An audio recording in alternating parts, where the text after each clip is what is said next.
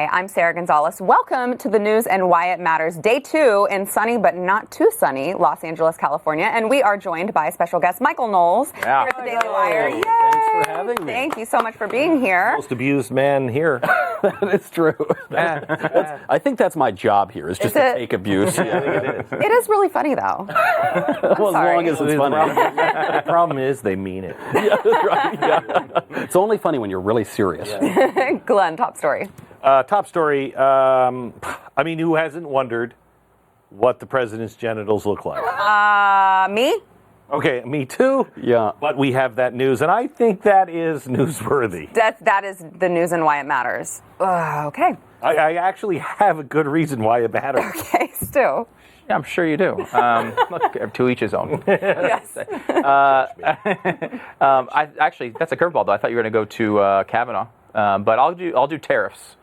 Tariff-ageddon in full effect. So we'll talk about that. And I do want to talk about Kavanaugh later in the show. You got to do Kavanaugh. Yeah, and Michael. I've got some great news out of Venezuela. You know, the economy was looking very bad. People were really poor. The good news is they raised the minimum wage. So I'm sure everything worked out just fine. Oh, great. Right? That's fantastic. Good. Oh, I can't wait to talk about that. All right. So obviously a lot to get into, but first want to thank our sponsor, Brick House. So we have had a bunch of different products that we've tried from dawn to dusk. I know Stu is very familiar with. I recently started using it, especially while we're out here in LA. This time difference is just the worst. I can't handle it. I feel like I haven't slept in 3 months. Yeah, I know. The time I look like difference it too. No, longer than that? Okay. The time difference is killing me, and from dawn to dusk has really been working for that. They've also got Field of Greens, which for me, I like it because it gives you the fruits and vegetables. It's very healthy. It's got organic fruits and vegetables, and it's actually the fruit and vegetable, not just an extract. For them, it's good because it actually tastes good, because they don't care about the health aspect of it. No, and I don't eat my greens. I don't want to eat my greens, and I want my wife to stop telling me and my son, eat your greens. No. Well, but this is the good way to do it. That's why it exists, Yeah. right? Because they know people don't want to do happy it. wife, happy life. Yeah. So you can go to Brickhouse Blaze and use promo code GREENS for 15% off your first order. And you can also text it. You can text the word greens to 41411. I know we want to get to the genitals of the president, but I have to ask you a question. Do we? Well, No one else seems to want to get there. It seems to be a you saying thing. what America is thinking. So here's Even the thing. Stormy Daniels didn't want to see them. Okay, so here's the... She wanted to see everyone. That was her job for like 20 years. Even she's complaining about it. So Now. here's Now, yeah. Yeah. Well after the fact. Aren't these the greatest? Let's stop. Okay, so We've taken a really sharp downturn. there's the why, but I'll get to that here in a second. You just said you can't take the time difference. What time are you rolling out of bed? 8, 10? What time are you rolling out of bed? No. What time? Well, first of all, What time? the alarm clock goes off at like 4 Why? because there are other people in the house who have to be. Oh, not your alarm clock. Well, Like my alarm clock is going off. That's to remind you So to we're- sleep another 4 hours. Yeah. I can't go back to sleep after that. Oh my gosh! that's While we're sad. at work, you're still tossing and turning. Oh, I'm actually listening to you I every feel day. bad for you. But Now I really I'm feel not bad. going to anymore. Okay. All right. So the Stormy Daniels writes a book about the president's genitals and describes them, and I'm not going to describe them. Thank you, because I actually was going to make it a point not to say what she said. Yeah. I'm actually going to have surgery to remove my mind's eye so that I can unread what I read. Yeah. Boy, we There's need some things that you eternal can't sunshine. unsee, and even if you didn't see this one, you did if you read this guy. So anyway, I just want to point out, do you remember the time not too long ago when MTV asked Bill Clinton boxers or briefs,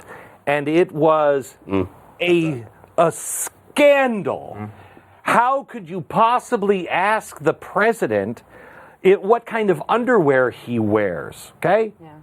We're now sharing doodles of the president's doodle, and we're fine with it. Our president has become Michael Jackson, where I can identify it in the lineup. Yes, that's his penis. That's really We've come a long way, baby. I just want to make a mental note. I can no longer play Mario. I can no longer eat cheese doodles. This is really my whole childhood is going away. Oh, it's not good. To me, it was very sick to see the level of satisfaction that the left had upon hearing this. I'm just like, what does this prove? What good does this do? How is this furthering? What cause do you have that this is furthering right now? Humiliates him. But where does that get us? I mean, nowhere. I get it that it humiliates him. I love the story because it means that Stormy Daniels is the Democrat spokeswoman. She is the face of that movement, of that party. And if that's all they're going to talk about, that's fine by me. Meanwhile, we'll get a little tax reform, we'll get some judges. They seem so obsessed with sex. And I'd actually be curious to hear your thoughts because I know you know a lot about the founding era. Was it always this way? Were we always talking about sex? Oh no, not just sex. We were, Thomas Jefferson in the second presidential election, was it second or third? Third. Thomas Jefferson called John Adams a hermaphrodite that had neither the gentleness of a woman or the firmness of a man. Adams responded back to Jefferson and said, "Your children, if you vote for Jefferson, your children will be raped, and there will be heads of your daughters on pikes down every street." That's pretty strong. It's always been this way. I remember hearing John Adams said about Alexander Hamilton that there were not enough whores in Philadelphia to contain his secretions. It was a letter from the second president of the United States. I love it. Wow. I love it. So, they weren't exactly, describing the president's genitals. Nobody would have done that on Washington. That's true. I don't know. He's calling him a hermaphrodite. Is you're kind of no on Washington. On Washington. Because Washington was a woman, as we all know now. Yes, obviously. He was not really a man. Can we is there really men and women? I mean, that's just a social construct. You're right. Really. You're exactly right. You're exactly right. Yep. Thank you. Thank you. Finally, somebody has said it. You're welcome. I was very interested on how you're going to get to the why it matters part of that particular story, and I think you pulled it off. I was just surprised. Look, I haven't done this for 40 years. Exactly. I learned a few tricks. The only thing, I honestly don't think this matters. I mean, who on earth cares what Stormy Daniels says about anything, right? The only person I can think of in the entire world who might care what Stormy Daniels thinks of is Melania. And if her description is accurate, I don't want to know if it is, but you have to think if she hears that and it is the way she's thought it, maybe she's been having some Mario Kart comparisons as well. Don't. If that's true, it's going to confirm some story, which I don't know. I kind of feel like she already probably knows that this stuff went on. So seriously, let's forget about the payoff and all of that stuff. Is there anybody that seriously doubts that Donald Trump did this? Well, the only reason I don't doubt it is because he's bragged about this for decades with other women. That's the only thing you have? That's all I've got. Okay. But other than that. This is like the Bob Woodward book. You read the Bob Woodward book and you're like, yeah, perhaps, probably him, yep. And the same thing with Stormy Daniels. This is just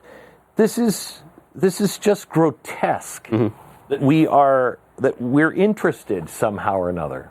If there were new information being conveyed, then perhaps there's some value to it. There's no new information being conveyed by any of these allegations. Well, there's a little bit. There's a little. I didn't know the video game. So there are new horrors being conveyed into my gosh. mind. Yeah. I'm just going to go ahead and move along to tariffs. Yeah, Seems like a good probably a good idea. We've said a lot of positive things about Trump's presidency. I think there's been a lot of things that we've liked, a lot of things that surprised me going in, and I was not expecting on the good side. And you mentioned Woodward's book. This is the one thing that is just, to me, the worst aspect of his presidency, policy-wise, is what he's doing with trade. I don't understand it.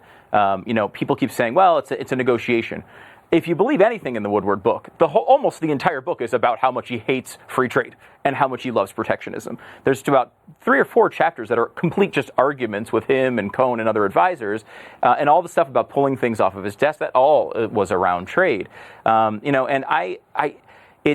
it's one of those things where people keep saying, well, it's a negotiation tactic. But it's like, if I say, you know what, I'm gonna show my wife, I want to make her jealous. I'm gonna think about sleeping with another woman, and then I sleep with the other woman like 14 times. It's no longer a negotiation. I'm just doing it. Doing right? it. Like I've just done it. And now we're at, hundreds of billions of dollars in goods that we're putting tariffs on. And the estimate now is for 2019, it will reverse 1/2 of the tax policy. Half of it. There's just no reason for this. He loves, He believes in this. he believes in it, and he really does. And to those who kind of criticize Trump for not having an ideological base, he's not a particularly ideological guy. But on this, he really is. And unfortunately, I think it's the worst policy he has. The problem is historically, A, it never works. But B, and I wish I had my iPad, I could probably Google this and find it. There is historically like a 5 or 8 step pattern that happens before massive wars and empire collapse. And the last stage is trade war. And we've done, I read this a couple of months ago, and you just check them off. You're like, oh my gosh, yep, that's 2008, that's that, that's this. You lose faith in the institutions, you start doing all these other things, blah, blah, blah, blah, blah. We've done all of them. The last one was trade war.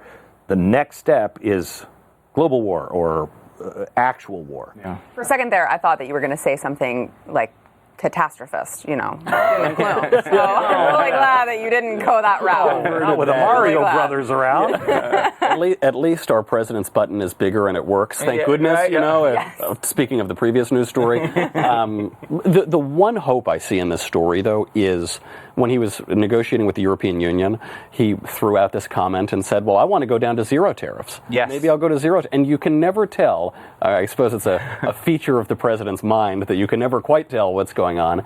But it could be a situation like Reagan and Gorbachev saying, I'm going to build up peace through strength, weapons, weapons, weapons. I want to abolish nuclear weapons. You never quite know where that's going to be. That's the rosiest view of it. I don't know how likely it is. But. Yeah, it's tough, and it's because I think you're right. It's like I want that to be true. When he said that in the negotiation, I was like, that's the thing. Let's all encourage him to do that. Do that one. But I really think he believes this one. I think this is his longest held belief. He's been consistent through his different his different party phases over his life since we've kind of come to the public eye in the 80s. He's been very consistent on this issue, and unfortunately, it's just an issue that doesn't work. I mean, we have a graphic here of some of the past times this has been attempted with tariffs, and how much, if you see kind of in that right column, how much each job cost the United States. And the lowest one you'll find on there, I think, is $188,000 a job. It goes to well into the 7 figures on some of the different tariffs throughout history, and there's a couple dozen of them, and all of them have been extremely high cost. And then there's one with steel as well. George Bush tried this in 2002. The blue line there is you see the amount of jobs lost in the industry supporting it. And what you see with the other ones is it did cause a little bit of a increase in price on steel, which protected those specific steel jobs. But overall, you lose jobs anyway. And then after only about 6 months, those steel prices fell down anyway.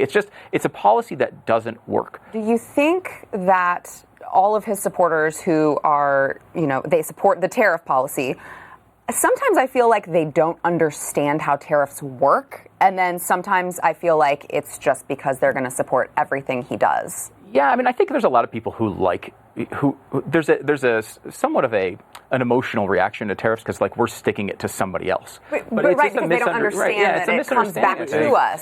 So I think and I talk about this in my new book, which has come out today. What? Isn't that crazy? I forgot to even. Was it printed in China? No. So anyway, well, actually, maybe. Maybe. The problem is I asked the question. You can tell if people get it or not on where the future is and what's coming our way with the answer to one question: which party will do the best at returning jobs to America? Which party? I mean, I am of the belief. I mean, certain types of jobs are not really coming back to America, right? You? What? Yeah. Is there a difference between growing jobs and returning jobs? Yeah. Because I don't see a lot of jobs coming back. Right. The answer is that. Yeah. They're not coming back. Yeah. And so when a politician says, I want to bring these jobs back from China, no, you're not.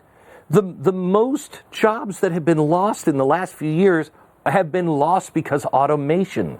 So when you have automation and robotics and AI on the horizon, you're not going to, this is not about jobs. And I think it makes people feel good to hear, well, China took our jobs and we're going to take them back. But it's not true. It's not true. And that's on either way. Again, like with China, where they make 1/6 of what we make, they're not going to come back here. They're going to go to next door India, where they make 1/2 of what they make in China, or to Bangladesh, where they make 1/2 of what they make in India. Those jobs are just going to keep moving along until you put on tariffs on everybody, and everything is expensive.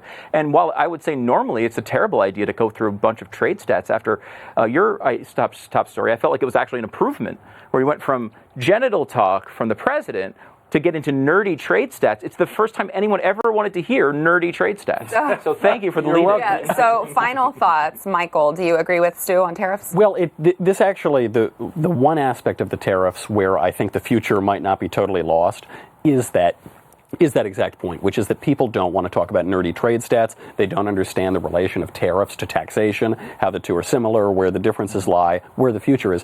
People just want to talk about genitals. Yeah. And so I think even if people today say, I'm committed, I want tariffs across the board, I don't want to abolish tariffs, tomorrow they'll say something different. Yeah. That is in some ways discouraging, but some ways encouraging. As soon as Trump came around... really discouraging. No, I mean, that was like...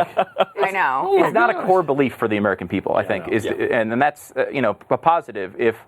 someone can get it. If this doesn't show improvement, maybe Trump will kind of bail on it. I don't know. As we go to break, I just want to state emphatically, I do not care about the president's genitals. I care more about Why did you say we had to do it to lead the show then? Back I don't in understand. the- Over and over again. No. You were saying, oh my gosh. It's like we must start with this.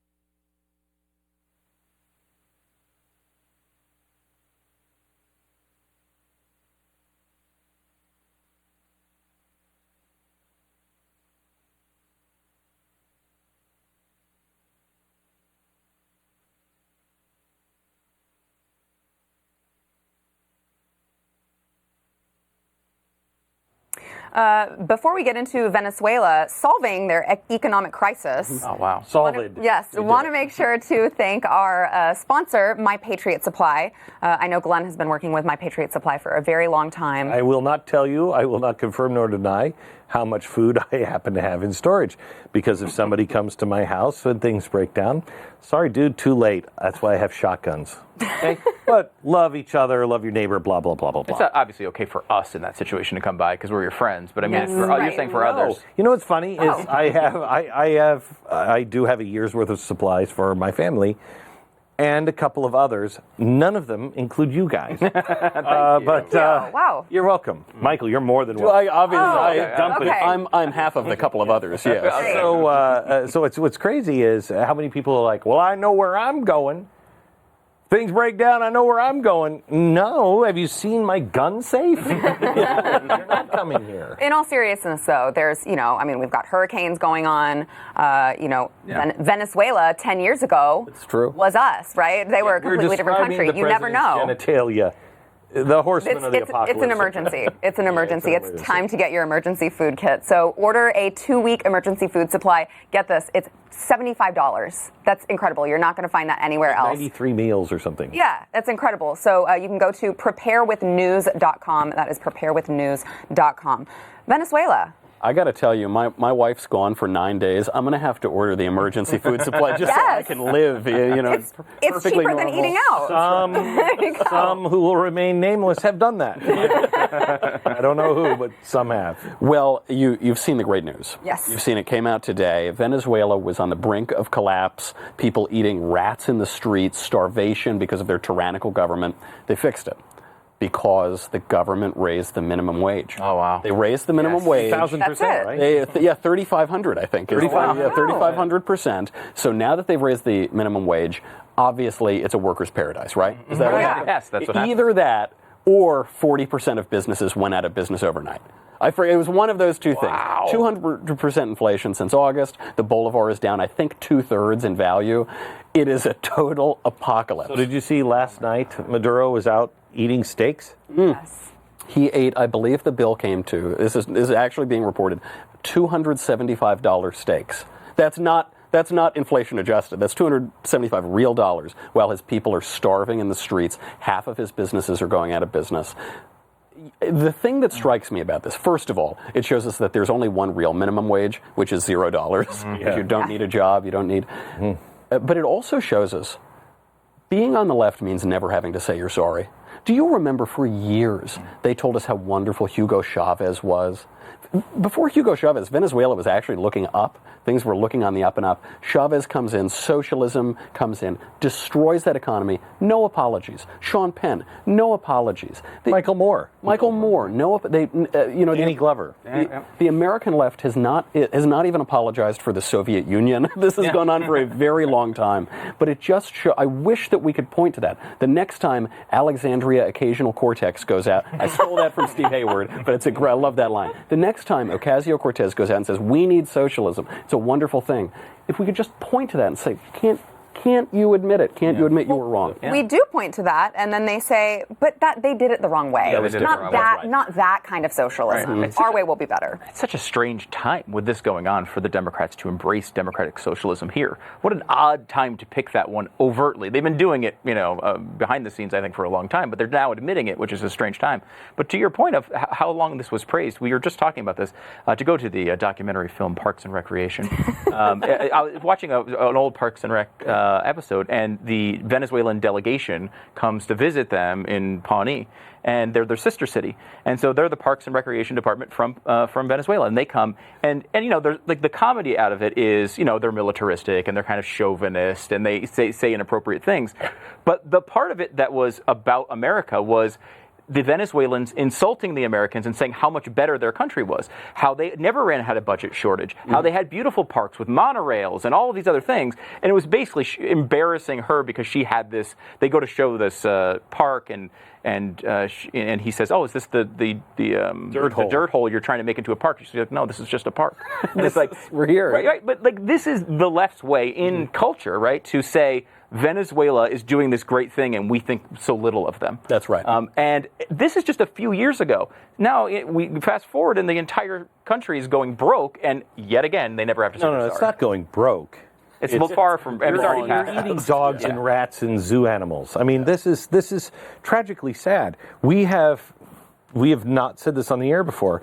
I'm trying to get to Venezuela. I'm trying to get aid to Venezuela. Can't be done. Yeah, they make Can't be done. I mean, this country is so, the people are starving to death, and the leadership of the country are so immoral, they don't care. I mean, it is, let them eat cake. He's eating a steak. Yeah. Let him eat cake. What? There's plenty of cake here. No shame at all. Owen Benjamin did this YouTube video about the American lefty, the Bernie supporter, trying to escape to the paradise of Venezuela. And he gets there and he notices that the border guard he doesn't have his guns on the horizon. He's got his guns facing the people. And you see this in all of these failed, awful, left-wing, tyrannical governments. You can tell their politics by which way the guns are pointing. I was in Cuba last year. That's a slave island. It's this awful oppression, and I know that the next time a socialist runs, Cynthia Nixon, Alexandria Cortez, they're going to say, but that wasn't true socialism. But I sure would love to find that fantasy true socialism at some point. I've never seen it. Well, Kim Kardashian liked the fact when she was down there the first time, I think it was Kim, it was one of the Kardashians said, Chloe, I think. Chloe, that she really liked it because she liked the way they kept all the old cars. It was so quaint. It's like, we're going to keep them because we think it's a neat tourist thing. I heard this from Americans down there. They said, oh, isn't that so nice? They don't need air conditioner. Yeah. So I think the verb you're using is a little wrong. They don't need it. How nice. Okay, so really quick before we go to break, what ultimately happens in Venezuela? I mean, how does it work? They've hit rock bottom, right? Well, they always say it's darkest until it goes pitch black, and I don't know if they've hit rock bottom. I would have thought they hit rock bottom 2 years ago. I don't think so. It goes on and on and on until there is a political revolt, but I don't know when that'll happen. Yeah. All right, back in a minute. The thing is like.